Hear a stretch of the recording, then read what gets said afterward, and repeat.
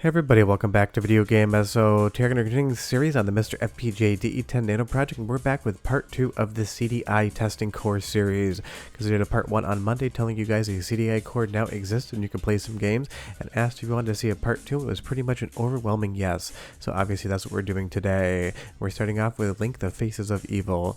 Before I get too far involved though, do me a huge favor, go down below, hit like and subscribe, and ring that notification bell. Definitely helps us out. And if you feel so inclined to want to support the channel, I got a Patreon link down below as well. But honestly, no one really expected to see a CDI core in 2024.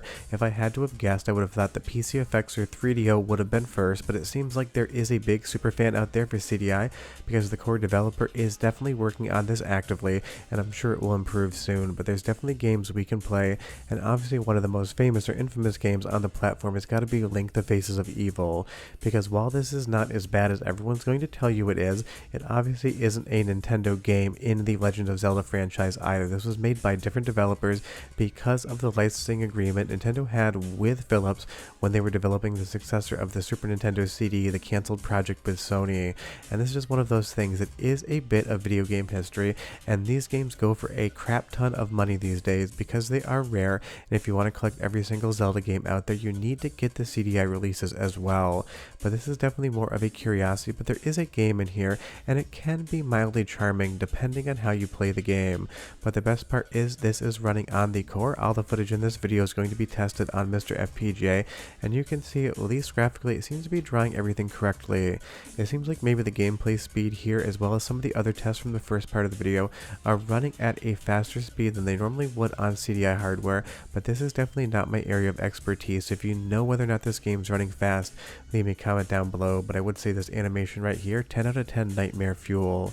But it's so fun to see something like CDI come over to MiSTer FPGA, because honestly there still are consoles out there that we could have on this platform. Stuff like the NEC PCFX, the 3DO, and a finished Atari Jaguar core would definitely be leading that list. But you tell me down below, which core would you like to see finish more than any other? For me, it's definitely a start and completion for 3DO. But as far as the Faces of Evil is concerned, this game can and will freeze. It will give you hell. None of the games in this testing series or any game on the core currently would be completable as far as I can tell. But honestly, you can get into the game, you can start playing around and seeing what they were trying to do with the Legend of Zelda franchise without Nintendo's direct involvement as far as development is concerned. And again, as far as the graphics look here on screen, I don't see anything, at least in this game, that makes me think it's doing anything other than it should. But if you notice anything, leave me a comment down below. Let's move on to the next game in this series. This is going to be Haunted House. It's going to be a point-and-click adventure game, a little bit cartoonish and kiddie, but otherwise still relatively charming. It has some fun 2D graphics for the era, because it's not like the CDI was any sort of 2D powerhouse. Its real strength came in its ability to show that full motion video, and you will see that there are these gray letterbox bars to the top and bottom of the screen. That's what's going to appear on your screen if you test this out, so I wanted to give you an example of what it would look like. And do be aware, just like I said in part 1, this core is not going to come down with update all. It is manual install only from the MiSTer FPGA Discord server. Go to the CDI channel and check the pins out, and you will find the core there.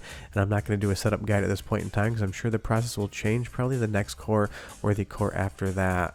But you will see here we are in a haunted house. It is a point-and-click adventure game, kind of like a hidden puzzle sort of game. It's not the meatiest thing you're ever going to play on CDI, but it is another example on the early stages of the core of a game that boots and is playable. And it's the same thing we've done for Sega Saturn and Nintendo 64 in the early days. Just talk about games that you can actually interact with and see what they're doing. As we move over to the next stage here, some of the animations definitely seem a little bit off and a little bit flashing. This is not what the original game would look like, so there's definitely still some issues in the core as far as certain games are concerned. But that is very well expected to be the case, because this is just like the third test core we had. Previous to this, it would just load the BIOS flash screen, and you'll see here these games are definitely prone to crashing. When that happens, you're going to get all of this garbled image in the background. So if you see this, and I'm leaving it on screen for a second so you understand, know the game has crashed and failed to load data. But let's move over to the next game that you can play on the current core, and that's going to be Pack Panic. And if you haven't noticed already, usually at 4 minutes and 30 seconds I give you the sound sample, but the core currently does not have any sound implemented in it whatsoever. It's going to play completely mute, so there is no sound sample here. we'll have to wait for the core to get audio, which will definitely be a fun time indeed. And if you've never played Pack Panic before, it takes a minute or two to wrap your head around what the game is asking of you, but you basically need to structure the ghosts and end up getting them into these scared status, and then if you drop Pac-Man in the appropriate place, he will eat through the line of ghosts so long as he can continue to travel. It's definitely not as good as Tetris or Puyo Puyo, but it does have its own charm, and as far as games worth playing on the CDI, I would definitely put it on that list.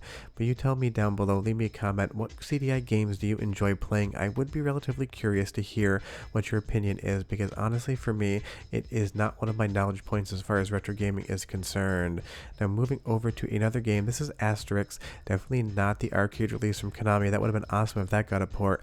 This is a completely different title, but it's got a fun bit of full motion video, and that was really the thing about the CDI. It was that CDI format or interactive, so you did have these FMV videos long before pretty much any other console on the market was able to really do FMV, and we get a lot of animated sequences as well, and at least as far as Asterix is concerned, it looks really good coming across here on the CDI. They maintain that same art style compared to stuff like the Faces of Evil or Hotel Mario or even the Zelda games, where you get these really strange animation qualities that don't look anything like the original property, where here in Asterix, even though I haven't really watched many of the episodes, I've only ever really played the games, it looks like I remember everything else looking, and that is always nice to see. And as we kind of load into the actual menu here, you're going to see that we actually are able to at least select play, but unfortunately this title, at least in the testing here, and big thanks to Andy D for helping out, is going to end up crashing the minute we select play. You're going to get that same error, but I do love that it's in Latin this time. It says the disk may be dirty. Obviously we're not playing an original disk, so it is just failing to load data. Now as far as Dark Castle is concerned, another one of those games definitely worth playing. You can get into the title menu, you can even start the game, but from there it seems to have some controller input issues, and you're seeing this loading in real time so you get a better sense of what the core is doing. Once you get in here, the game doesn't really seem to want to do anything else whatsoever. You can kind of highlight the doors, maybe there's some sort of broken connection in the FPGA code as far as the control input here is concerned, or maybe I'm just missing something completely, but it is a game that does load. You can see it drawing graphics and everything on the screen looks as it should, so this is definitely like a 7 out of 10 in performance. Now let's move over to Lemmings.